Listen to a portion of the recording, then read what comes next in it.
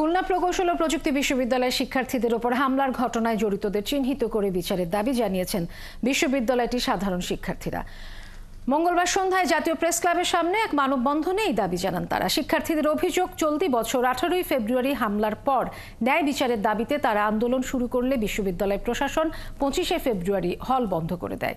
এই ঘটনায় 2 মাস পার হলেও হামলাকারীদের বিরুদ্ধে ব্যবস্থা না নিয়ে উল্টো 22 জন নিরীহ শিক্ষার্থীর নামে মামলা করে এবং 37 জনকে সাময়িক বহিষ্কার করে প্রশাসন।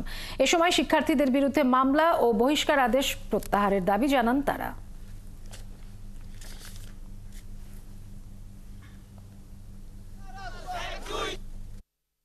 অবিলম্বে 37 জন শিক্ষার্থীর বহিষ্কার আদেশ প্রত্যাহার করতে হবে।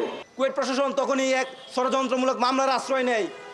যেই শিক্ষার্থীরা 18ই ফেব্রুয়ারি সন্ত্রাসীদের আহত হলো তাদের বিরুদ্ধে মামলা করে বিসির মদদে, বিসির ইন্ধনে এই মামলা হয়েছে বলে আমরা সুস্পষ্ট প্রমাণ পেয়েছি। শিক্ষার্থীদের ন্যায়সঙ্গত দাবির প্রতি সংহতি প্রকাশ করে শিক্ষক ছাত্র বন্ধন রক্ষার স্বার্থে বর্তমান ভিসির অবিলম্বে পদত্যাগ করতে হবে অথবা তাকে অপসারণ করতে হবে। এর কোনো বিকল্পই নেই।